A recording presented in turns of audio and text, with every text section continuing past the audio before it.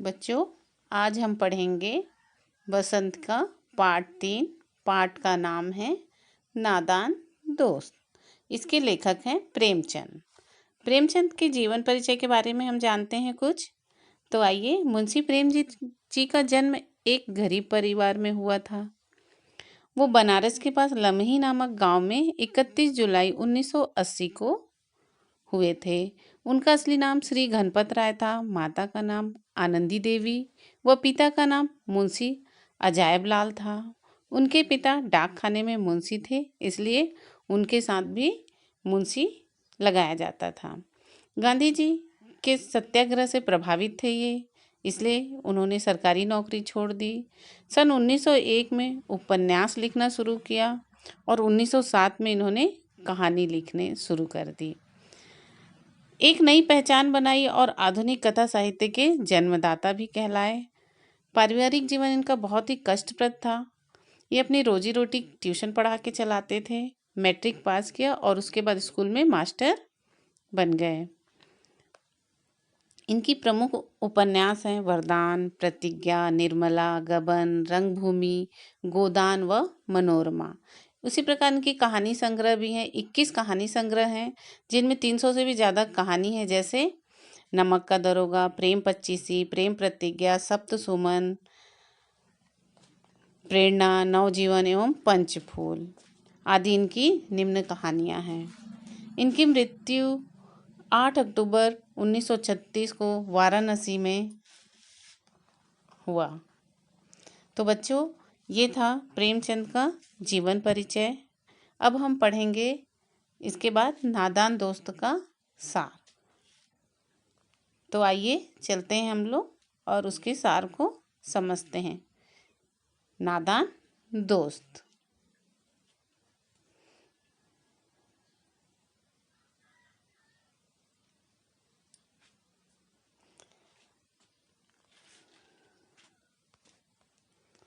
तो बच्चों आइए, नादान दोस्त।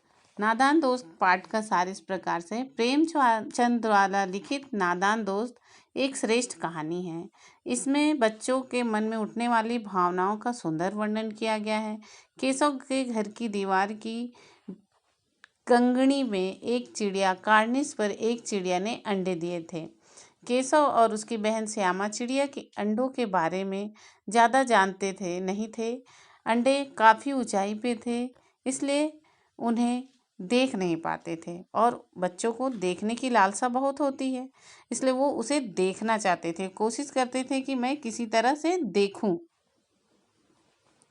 आखिर में उनके मन में तरह तरह के सवाल उठते थे। माता पिता के व्यस्त रहने के कारण वे आपस में सवाल जवाब करते रहते थे। उन्हें चिड़िया के अंडों की सुरक्षा की बड़ी चिंता सताती थी, क्योंकि वो बच्चे थे, उन्हें जानने जिज्ञासु प्रवृत्ति के थे। वो हमेशा सोचते थे अंडे कैसे होंगे, किस प्रकार के होंगे, वो इस प्रकार की कल्पना करते रहते थे। आखिर में अंडों की रक्षा के लिए एक दिन फैसला किया। उन्होंने माँ से छिपकर चिड़िया के लिए चावल, पानी का प्रबंध कर दिया।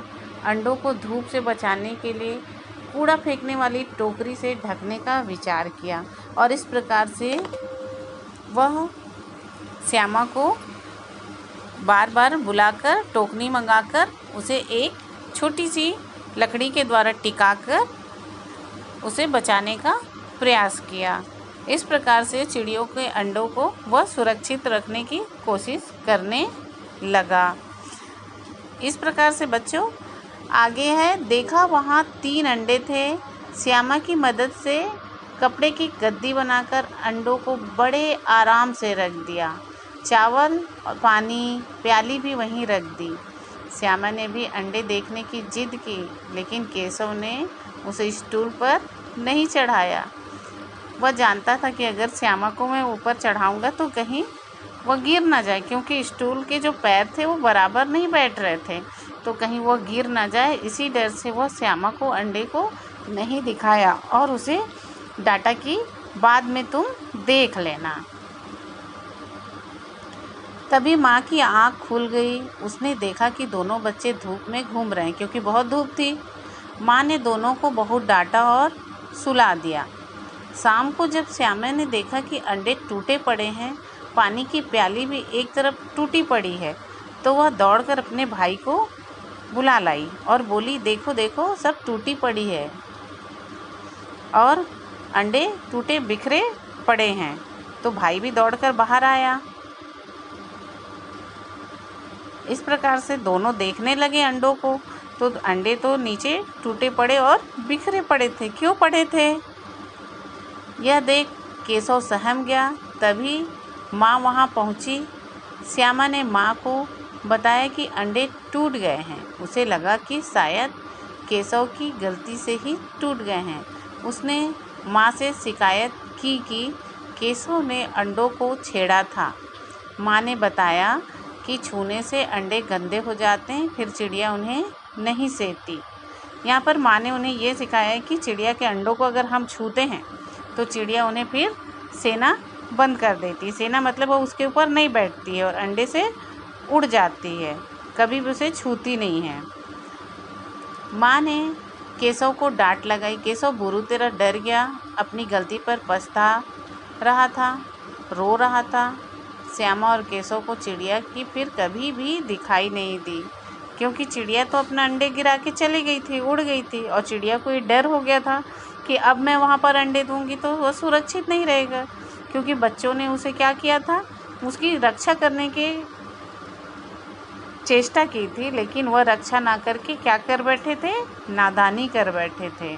और इसलिए चिड़िया कभी फिर वहाँ उन्हें दिखाई नहीं दी। यही पाठ का सार है।